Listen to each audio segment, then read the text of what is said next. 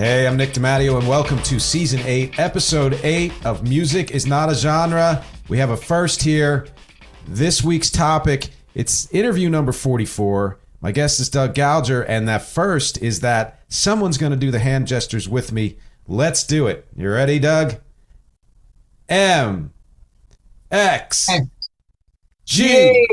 Yes, MxG. Music is not a genre. And as I said, this is interview number 44 with Doug Gouger, and I will be introducing him in a bit. But first, as always, thank you for watching and listening. Listeners, go to youtube.com/@musicisnotagenre. You get a video for every episode of this podcast. Watchers, go to nickdimatteo.com/musicisnotagenre. If you'd rather not see our lovely faces and just listen. And everyone, go to patreon.com/musicisnotagenre to support this podcast, my band Rec, and everything I do. Speaking of Rec, our new single, Me Happy, is out right now, and coming shortly on its heels will be a remix of one of the songs from our recent album, Kite to Camden.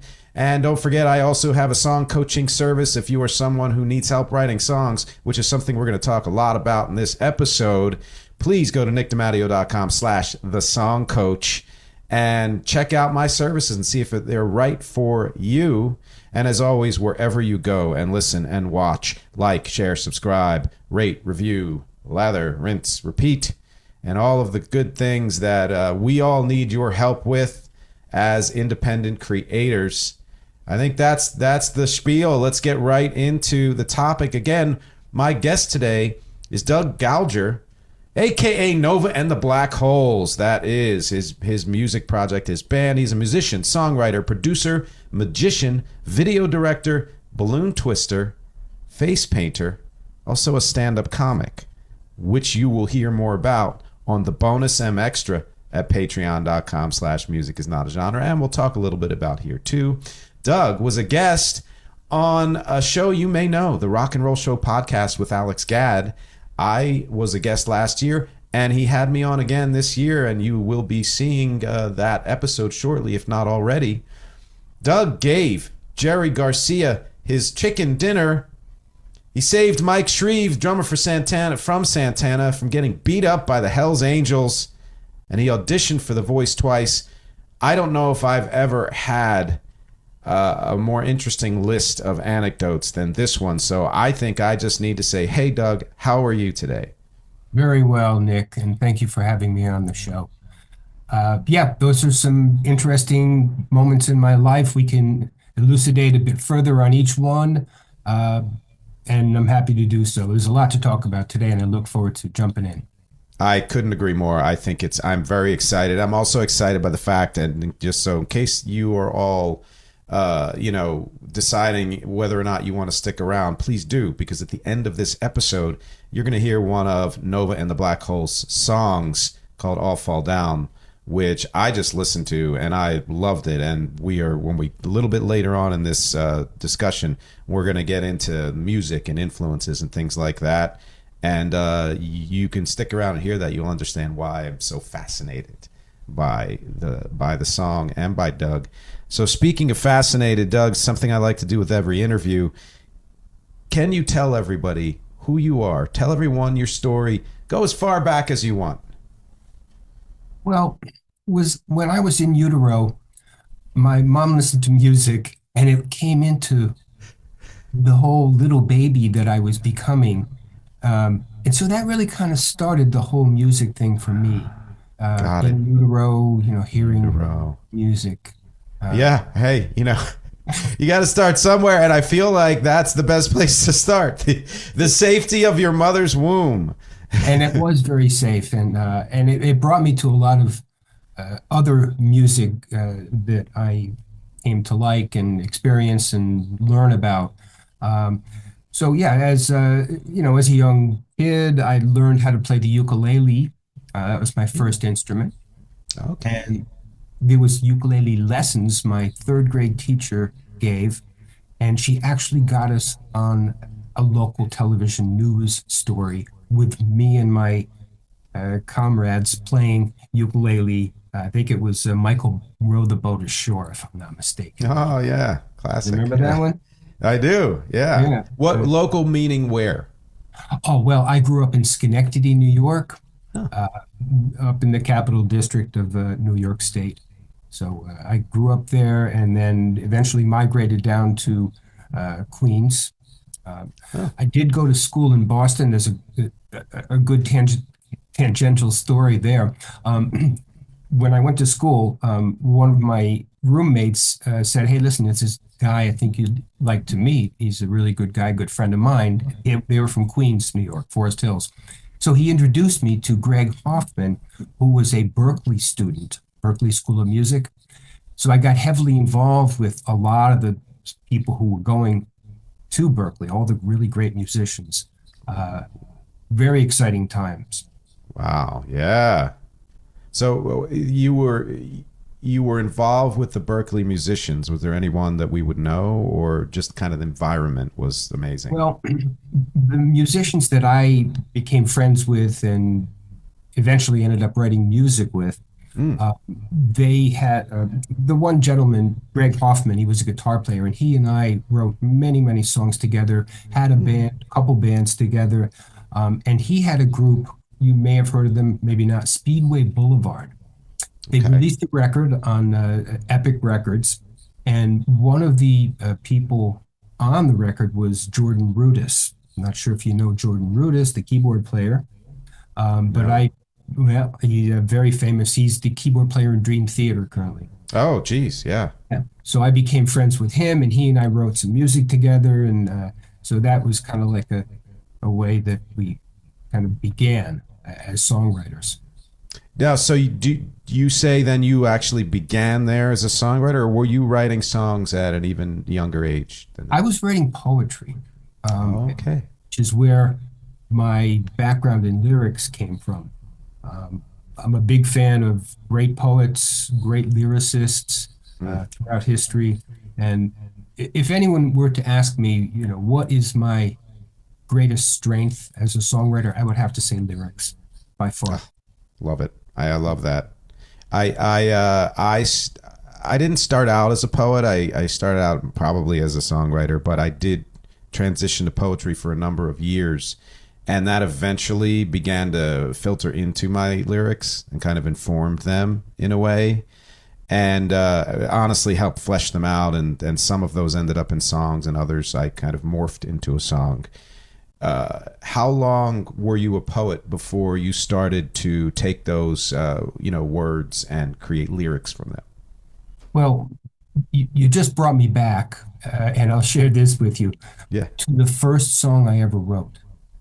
And Ah, I wrote it in the bathtub, and I think I was 5, maybe 6 years old. I think it was 5. yes. And I'll sing it to you. I'm sinking in the Mary of love.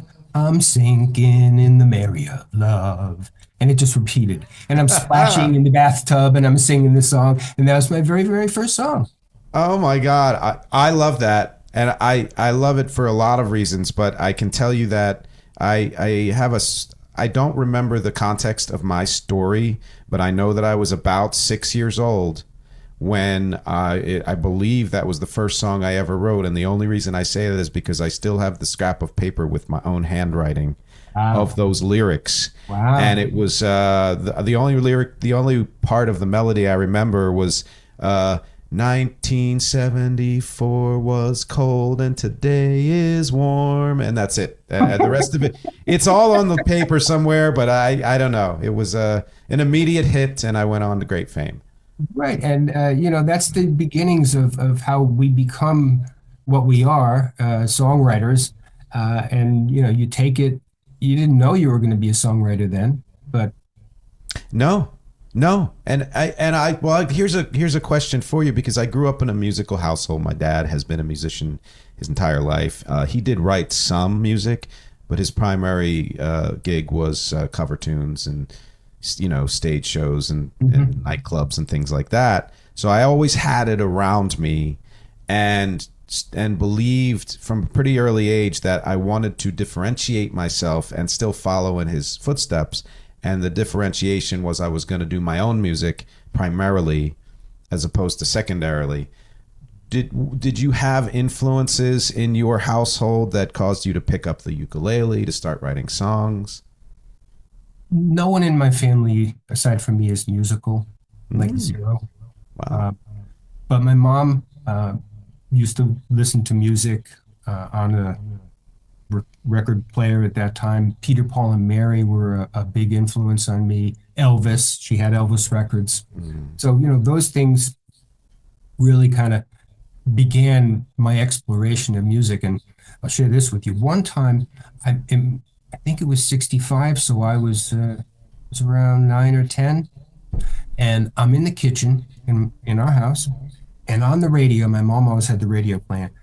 In the On the radio comes this song, and it was something I've never heard before, and it literally sparked like something in me. And I'm listening to the song, and it just grabbed me. And it was "Subterranean Homesick Blues" by Bob Dylan, which Wow. is just one of the greatest songs. And the poetry in that song just drew me in, and his phrasing and the guitars, everything just, and that really did something to me, that song. We talk about a template for writing songs. That someone like you who feels like your greatest strength is your lyrics, the thing you pride yourself most on, and Bob Dylan is the person that kind of helped to instigate all of that. Yeah. Well, he's a poet. There's no question about that, of course. Yeah. Um, you know, and he's one of the greatest songwriters of all time. He really is. And, it's amazing that you can see him in concert, you see footage of him, and he remembers all the lyrics, or he used to anyway. I don't know about now, but he used to. Wow. Yeah. Yeah. And it's fascinating, and he's just incredible. But yeah, and so you had influences yourself when you were growing up, of course. I did. Well, yeah. I mean, so, I actually started performing very early because my dad was in the nightclub. So he would take me in, and the first song I ever sang live was Get Back by the Beatles Uh-huh. when it was a single.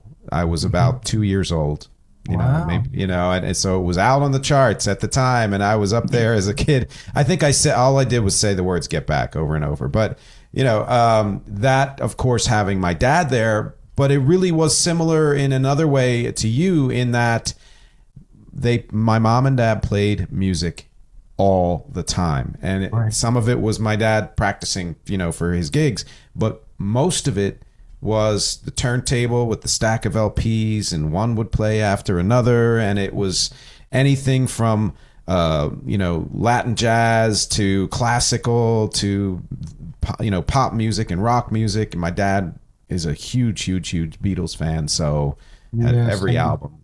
same here. And I grew up, I saw them on Ed Sullivan the first time they were on, Oh, which wow. just brilliant. And then, as each record came out, I bought the first Beatles record and just followed them, forever, and still Mm. do. And they Yep. just, blew me away, and they still do. I still Yeah. go back. I just recently had a whole Beatles segment in my life where I just, like, for a couple weeks, I read the complete recording sessions of the Beatles and listened to all the stuff that was going on, and just, it's amazing. They were so genius.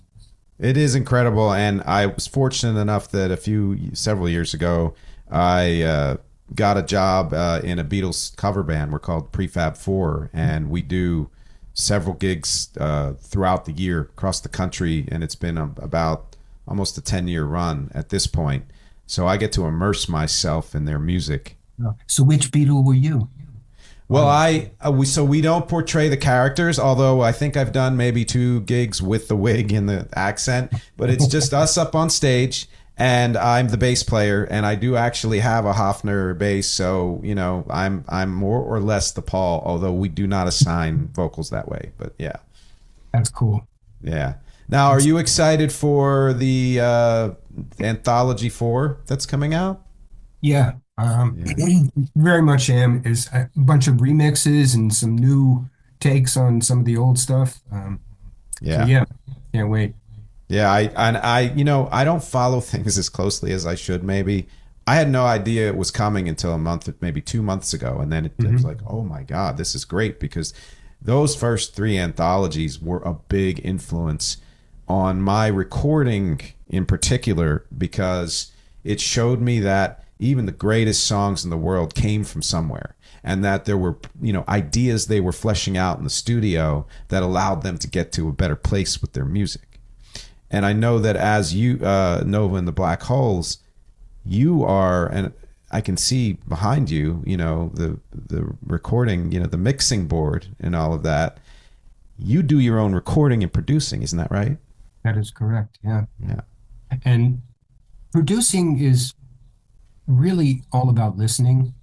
And growing up, I listened to so many different kinds of music. Big Motown fan. This is in the early days. Big Motown fan, big British Invasion fan.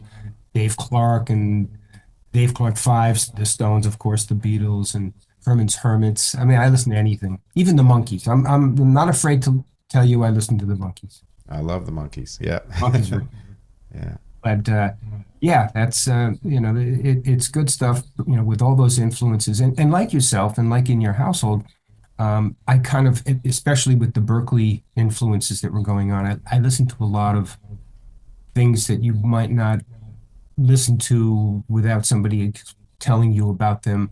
Some experimental jazz, Sun Ra, I love Sun Ra. Harry Parch, I don't know if you know Harry Parch. No, I don't know Harry Parch. He invented a 31 tone octave scale, and then instruments to go around that scale. Wow. And he has a whole orchestra of these just Google Harry Parch and you'll come up with some of the most weird and fantastic music. And then microtones then.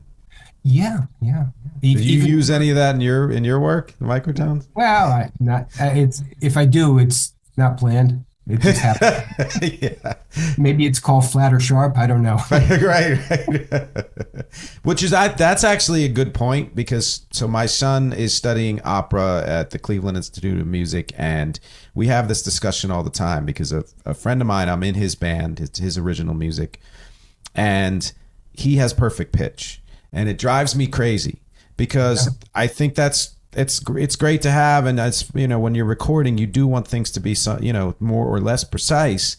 But my son will say that in the opera world in particular, and this is true also in the blues and in a lot of other kinds of music, there is a difference between a G sharp and an A flat, because the direction your voice is going indicates whether that sharp needs to be a little brighter or the flat needs to be a little less bright.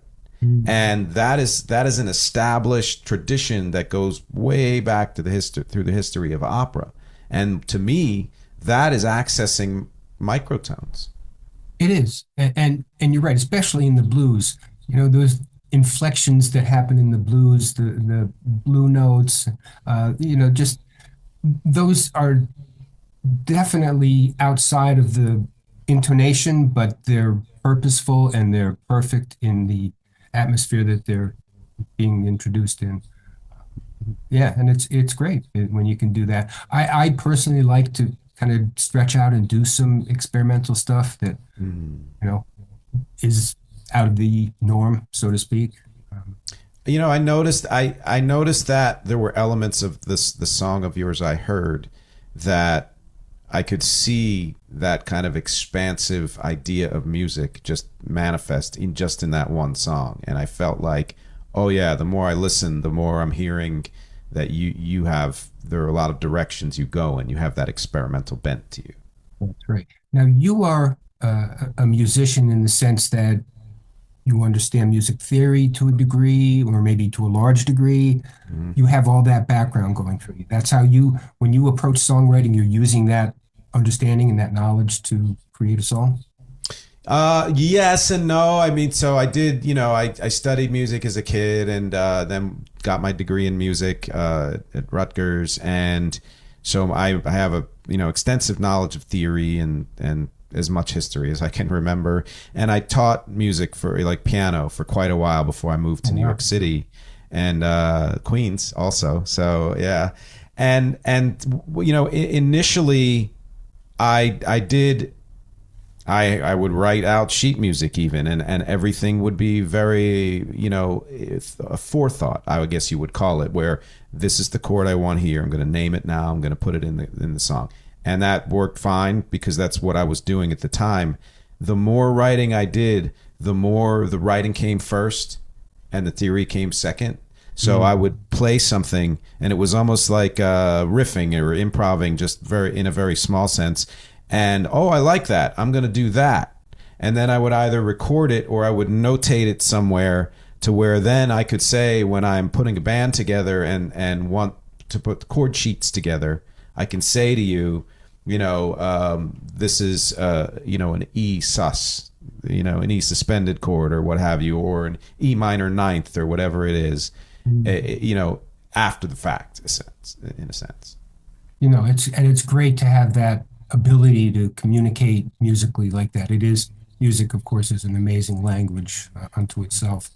Have you ever had the experience of, like, kind of suddenly you're sitting down, maybe playing the keyboard or maybe your guitar, and you're just playing, and all of a sudden a song comes to you, like the whole thing, like within a couple minutes. And I'm talking about like lyrics and music and everything. It just like comes out of nowhere and it's there. Has that ever happened to you? Yes, I would say it's rare, more rare than not, but what it does has happened before. And in fact, the final song on my, recent album, Kite to Camden, it's called The Mad Philosopher. That's how that song came out. It just poured out of me, and it's a mystery. So I guess you were pretty familiar with that. So that's happened to you? Oh, multiple times. It happens to me almost all the time. And it's so beautiful. And you question, where did that come from? I mean, Yeah. Is John Lennon up there shooting down ideas into my head? I don't know. Or Frank Zappa. I don't know who's trying to shoot stuff into my head. Yeah. You have to ask yourself that because it just happens. And unlike yourself, I'm not musically adept.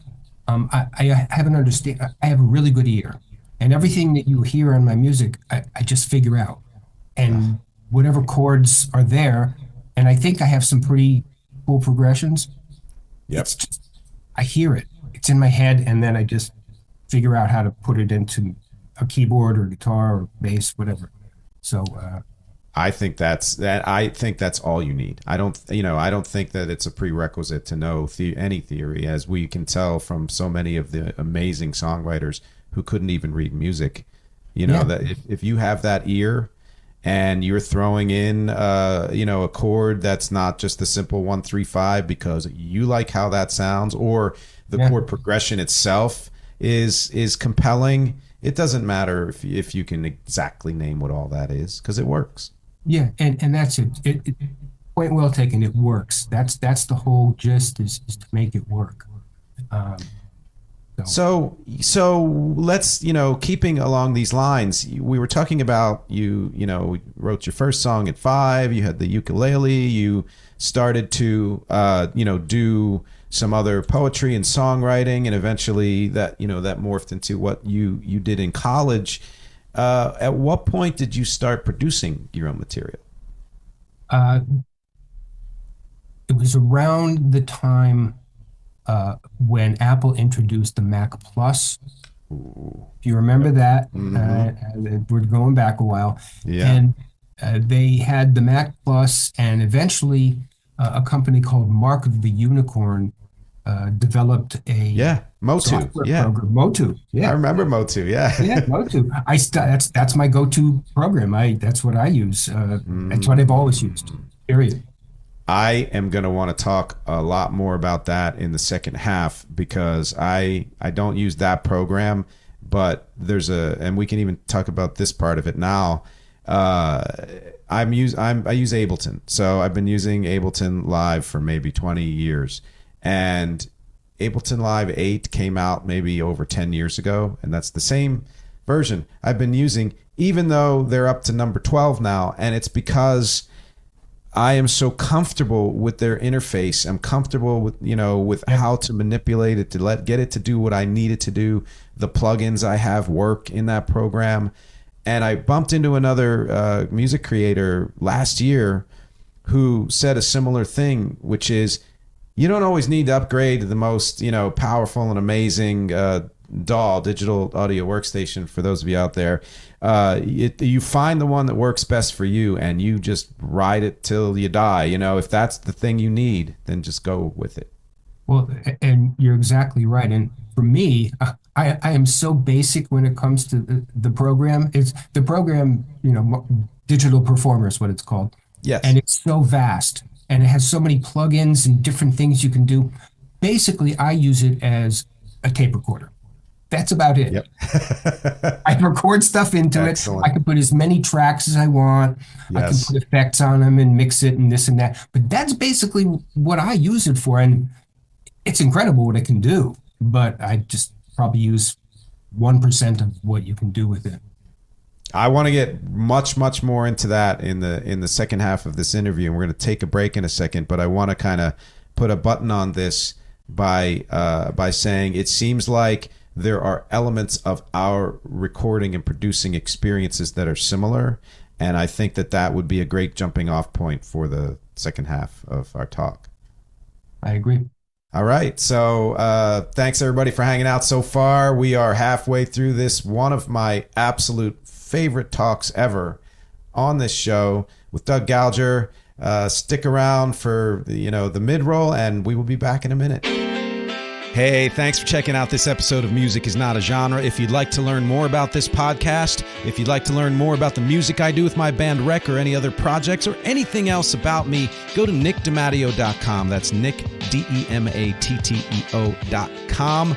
And everything is there. There's even a link to a merch store where you can get t-shirts and mugs and hats and totes and notebooks and so many other things. I'm always adding new products there. Great way to support the podcast. And finally, go to patreon.com/music is not a genre if you'd really like to show your support.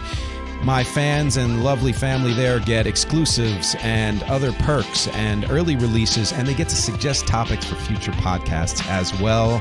Thanks for listening to the mid-roll. Now back to the show. All right, we are back with interview number 44. Sadly, Doug Gouger had to leave, and in his place is somebody named Doug Gouger. Because apparently I've been saying his name wrong the whole time, and he very kindly told me that, and I wanted to make sure I made that correction. So we're back with Doug Gouger. No worries, Nick. Thank you for the clarification there. No, absolutely. Everybody says my name DeMatteo, so I get that often, and it's actually DeMatteo, so I'm very used to that. I thought it was Nick Tomato. Is it? Oh yeah, I do. yeah, and my wife's name Catherine Basil. Yeah, we go. There you go. Yeah, that's it. So we were talking about one of our favorite subjects, which is recording, and we were talking about workstations, and that you really kind of kicked off your producing with Motu. Was there a point prior to that where you were ever using, let's say, a onboard, keyboard sequencer or a 4-track cassette recorder or anything like that? Good question and interesting point. I started out, I became interested in recording early on. And one of the things that kind of got me going was I wrote the music for a Samuel Beckett play for a local college that I was involved with up in Schenectady. And I bought what's called a Docorder, which was a German 4-track tape deck, 2 1/4-inch tape, 4 tracks available. And it really didn't work very well. But it got me through. I was able to record all sorts of instruments into the Docorder and use it as a soundtrack for the live performance of the Samuel Beckett play, Craps Last Tape. Oh, no, I've heard of it. Yeah. So go ahead. That must have been in the earlier days of 4 tracks, or when was that? Yeah, it was earlier days. And then from there, I got, when I went to Queens, moved to Queens, and started recording my own stuff. And I had the digital. It wasn't digital performer at that point. It was just performer, and it was only MIDI sequencing. So Yes. you probably remember, you would sequence stuff into the computer, and the computer would play what you played back, and it Hmm. was really cool. So for someone like myself, who's really not a keyboard player like you are, I was able to create parts that I could never play, but because of the ability to sequence them either step by step or just, figuring it out, I was able to. And that was so cool. That is cool.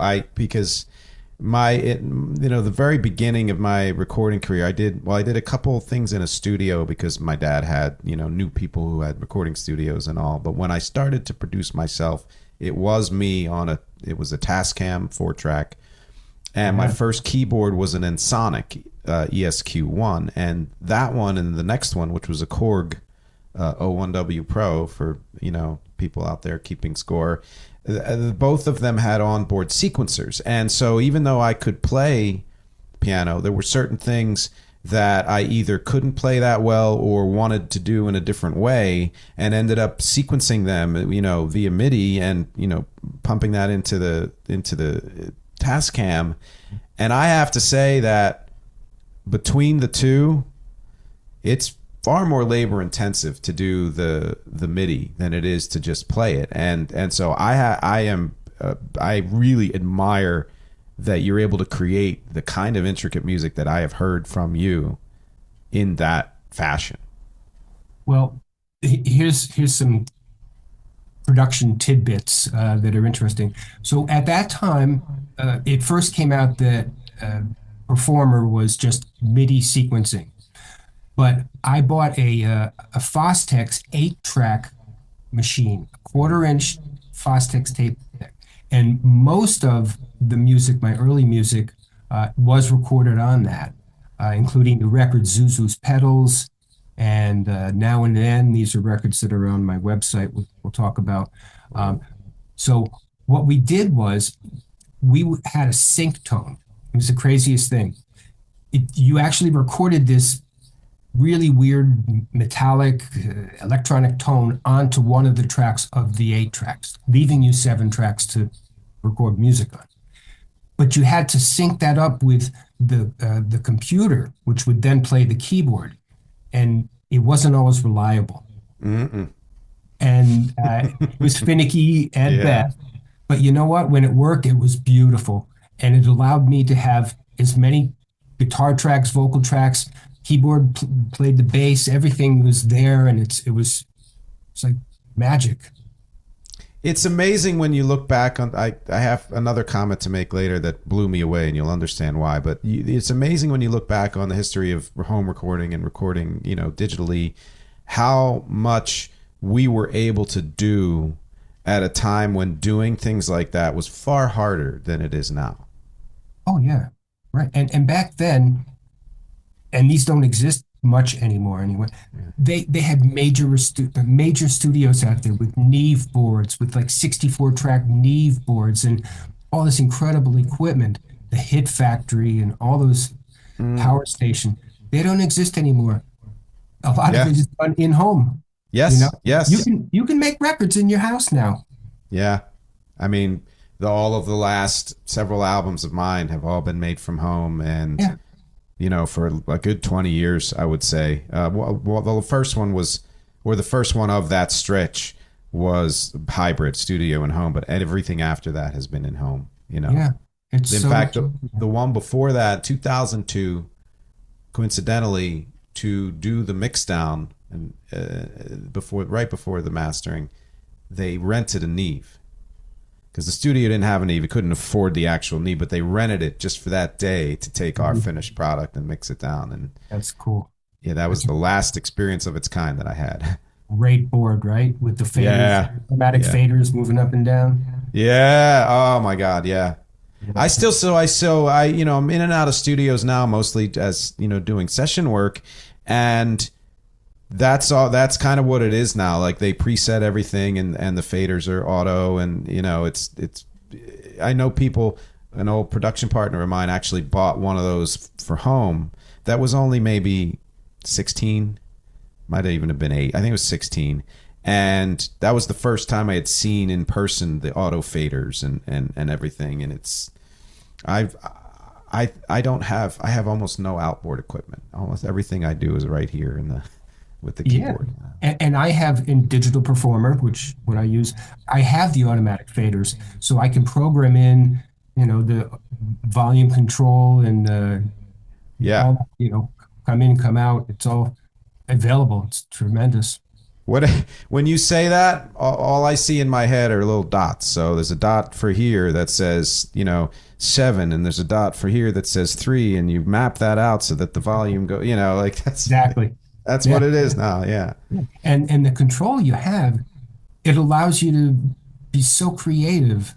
And if you're self-contained like you are and I am, you can just write all the music and do everything yourself, right then and there in your house. An amazing amount of control. Two things about that. First of all, Alex Gadd mentioned that he thought that there were a lot of parallels in our experiences, and I'm finding that to be true. And secondly is I'm doing a series on this podcast I'm calling The Great Producers, and I'm going decade by decade and spotlighting some of the greatest producers of each decade. And there was a blurb in the first episode about how there were certain artists starting even in the 1950s who decided, I want to produce my own material. I don't think that the people who are producing it understand where I'm coming from. I need to do it myself. Or it might have been also economic concerns or things like that, but that they needed to take control of that process the way we do. Yeah, very true. And a perfect example is Prince. He would only produce himself, and obviously he was quite good at it. Yeah. Could go anywhere. Is it also true that for most of his career, Frank Zappa self-produced? Of course. Oh, he was. He's one of my all-time heroes. I grew up listening to everything from his first record to his last, and I've seen him in concert. Funny story. When I was in college, I'm a bit of a character. And I sometimes do things to kind of get places that may or may not be so kosher, but I pretended I was a journalist for a college magazine that didn't exist, and I called up the theater in Boston to get press passes and to actually be able to interview Frank Zappa. So I got the press passes, I saw the show, and they put me backstage with Frank Zappa and another journalist. And I was 20, 19, somewhere in there. I didn't know what to say to Frank Zappa at that time. I just didn't, what am I going to say? He's Frank Zappa. Right. But the other journalist was asking all the questions, and I kind of just stood there like a dumb. I think I asked him one question. And, oh, man. Yeah, I would have been paralyzed too. Anybody like that, just forget it.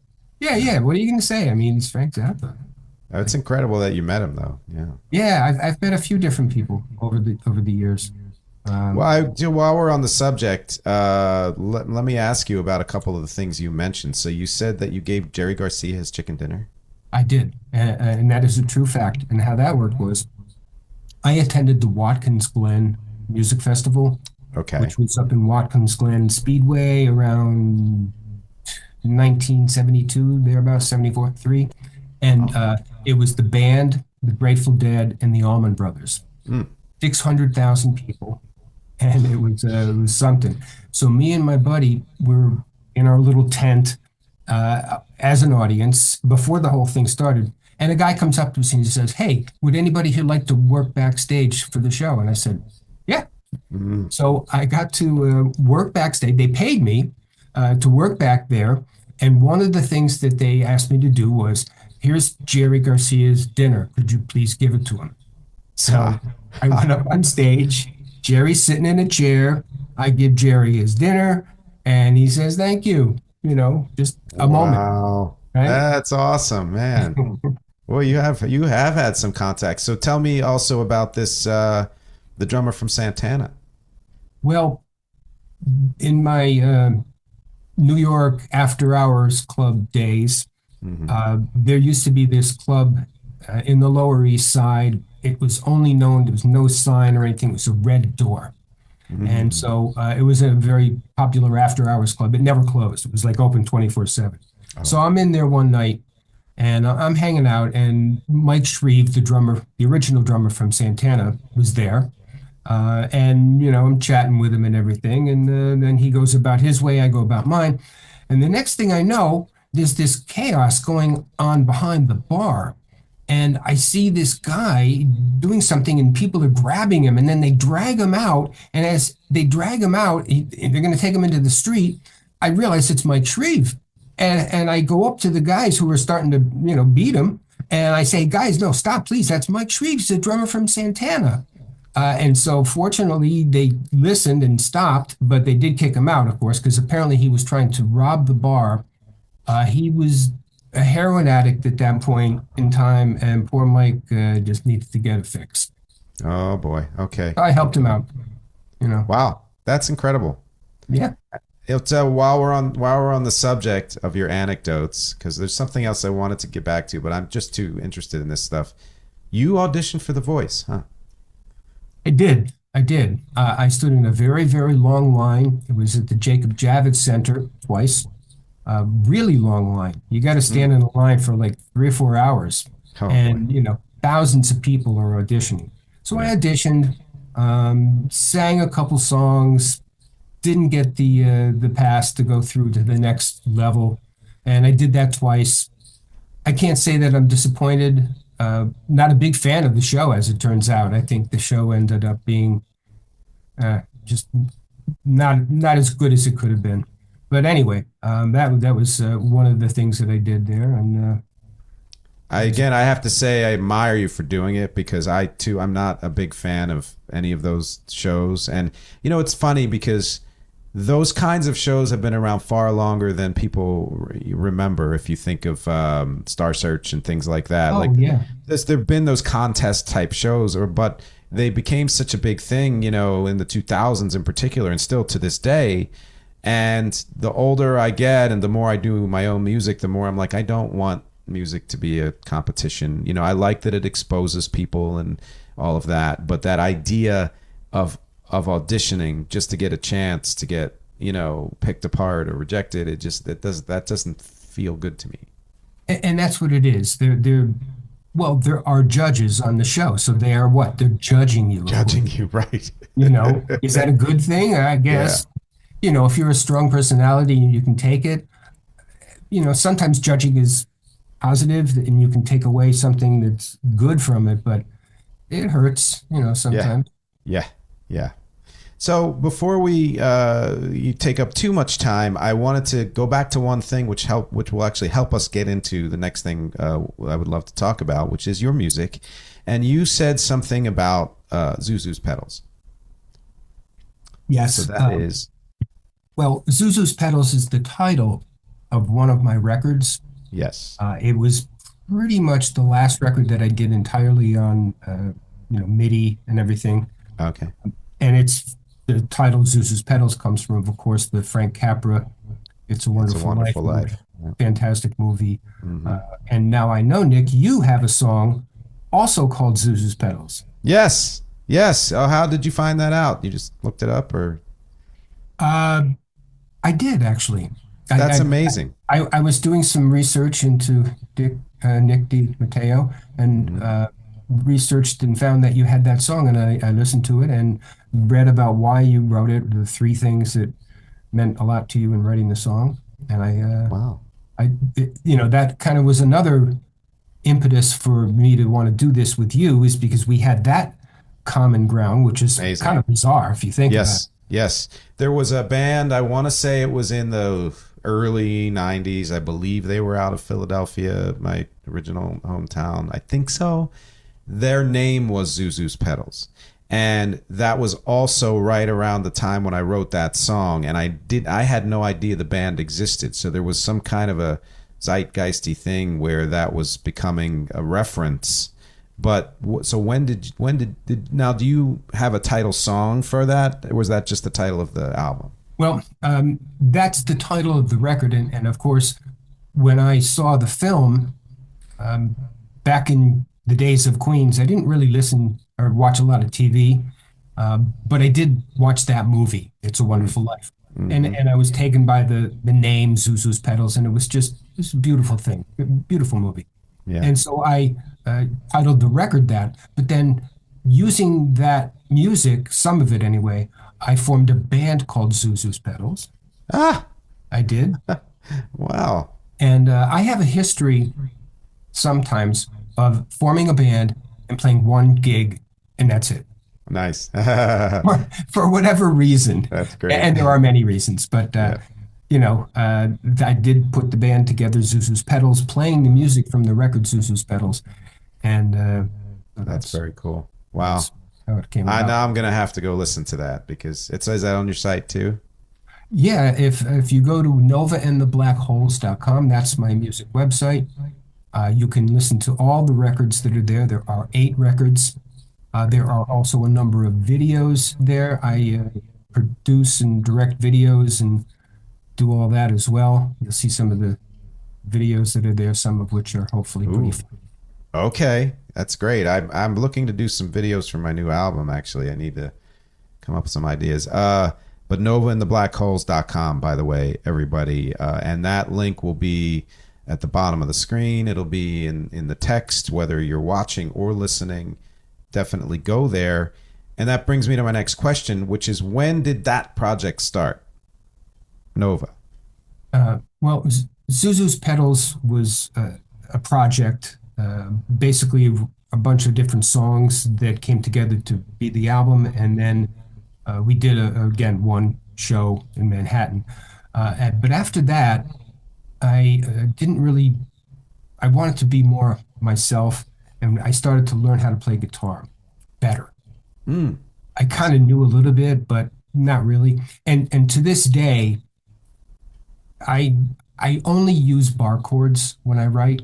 So everything, all the music that you hear is all using bar chords. And sometimes I move my fingers around and create a different chord. I have no idea what it is, but it sounds cool, so I'll use that. Yep. And so the record then is in the past, which was the one after Zuzu's Petals. I started playing guitar. And Oh, okay. that brought me to a whole nother thing. And as time went on, I got to be a better guitar player and started to be able to really write using the guitar. Mm. Prior to And that, it was mostly writing from keyboards. oh yeah, okay. And so is that what kicked off Nova and the Black Holes then? Uh, yeah, Nova and the Black Holes. Well, funny thing, the name Nova, of course, my name is Doug Gouger, Mm-hmm. but when I was working in Houston, Texas at a Red Lobster as a waiter, the manager says, well, look, we got to give you guys name tags. What do you want your name tag to be? So I said, I'm going to pick the stupidest name you could possibly think of that everybody uses, Nova.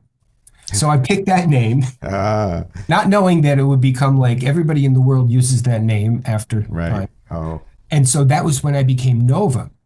And Nova, it got to the point where I wanted to differentiate myself from all the other Novas that are out there. And believe me, there are like a million Novas. So I figured Nova and the Black Holes, because I love astronomy. I love, all the things that are involved with that. And Nova as a celestial body as my name. mm-hmm. I figured I'd just kind of tie it all together. So that's how Nova and the Black Holes came to be. Well, that's great. That's great. And so most of the recent music on your website is under that name, right? I just put everything I've ever written under that Oh, name. good. Yeah, that makes it easier. Yeah, yeah. Well, I wanted to, create a brand. I mean, Yeah. as an artist, you're a brand if you do it right. No, it's true. You have to. Before we run out of time, I have a question alluding to something you just said, which is so now you're playing guitar, you start on keyboards, everything that you record, you do yourself. Pretty much. I do invite some of the musicians I've worked with over the years to join me. I'm fortunate enough, I live in a house, so I have a whole dedicated rehearsal space. My wife is a guitar player. She's a lead guitar player in a band, so sometimes she uses that. But I have a whole full drum set, and I mic it all up. I Mm-hmm. play drums, Great. and I'd put headphones on and play to a click track and play drums with guitars on top of that, bass, sing, harmonica, percussion, you name it. The whole thing. Yep. I just Yep. had it. So Yeah, I'm very familiar with that experience. I think the most interesting thing about it is you learn as you go that you have to train your brain to think differently for each instrument. When I started playing bass, I was playing bass like a keyboard player, that kind of thing. And you learn that there are different aesthetics and different considerations. But the main thing for me is I never wanted to do that. I started out working with other musicians and just asking friends and people I knew from other bands. And then eventually it just came to a point where it was like, no, I kind of know this a little better, or somebody quit the band or whatever other consideration there was. And I ended up just slowly taking on all these other skills that I love and I love doing. But there is a part of me that's also like, well, if I had more, finances or time or knew the right people, I would just rather somebody else play this part than me, getting in there and woodshedding. And do you play drums also, or? Yeah, I play them well enough for the studio. Let's say that I can always get the part I need from the drums. Like, so all the drums on Kite to Camden that aren't electronic, they're me playing. But I would rather not do that. So. Right. And the cool thing about drums particularly is they can be edited to land on the downbeats and the upbeats as you want them to be. Exactly. I am doing all of that kind of, shifting to make corrections for my, not being the best drummer skill set. So is there anything else that you want to say to the audience here at the end of our talk? Well, and I think you can relate to this. When I write, and I've written probably at least 200 songs over time. Mm-hmm. And so I have themes that I find myself, and they're not conscious themes. They just, as a song comes about, it just happens to be about another theme that I've used in the past. So some of the themes that I've used are spies. I write about spies. I write about love, suspicion, repenting, breakups, peace, or racial inequality, tragedy, remorse, independence, and injustice. Just a few of the topics. And I find myself coming back to those themes as I write, as I have written. I love that you've annotated all that, because I don't know. I mean, I can name one or two things, but I don't know that I've ever sat down and thought, oh, here are my common themes. Like, you were very clear in what you write about. I love that. Yeah. Well, Nick, it's been really fantastic talking to you, going over all the common ground we have and the fun stuff that we all like to do. So yeah. I do thank you very much for having me on the show. Yeah, thank you for being here. And everybody, as always, the website is novaandtheblackholes.com. And by as always, I mean you should always patronize anybody I have on this show. And in particular, Doug Gouger's music is incredible and is worth exploring to the nth degree. So please go to novaandtheblackholes.com. Also stick around for in another minute or so. We will be playing one of those songs, All Fall Down, here at the end of this episode, which I think you're going to love. So please stick around for that. And also, again, the bonus MxTRA at patreon.com/music is not a genre. Doug and I are going to be talking about stand-up comedy, which is one of my other favorite things. So thanks again, Doug, for being here. My pleasure.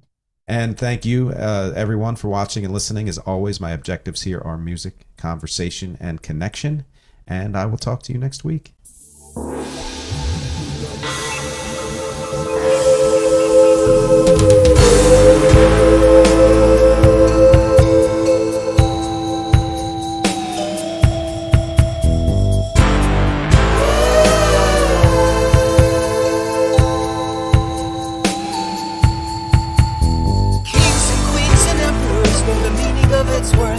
They know when you're in love, you are the richest man on earth. Presidents and criminals.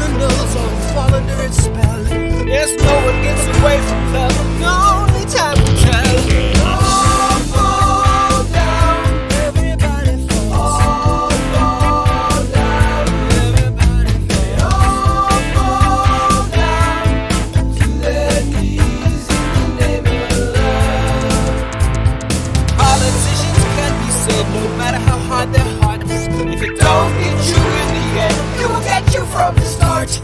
Boys meet girls, they fall in love. It happens every day. When Cupid is his target, that means love is here to stay. All fall down, everybody falls. All fall down, everybody falls. All fall down to their knees in the name of love. All fall down, everybody falls. All fall down, everybody falls. All fall down to their knees in the name of love. They say that love is all that you need. What the world needs now is to fall to its knees. Businessmen and animals, they all have this in common. They know that once you fall in love, it never is forgotten. The English and Americans, the Russians and Chinese, when faced with awful human blow, they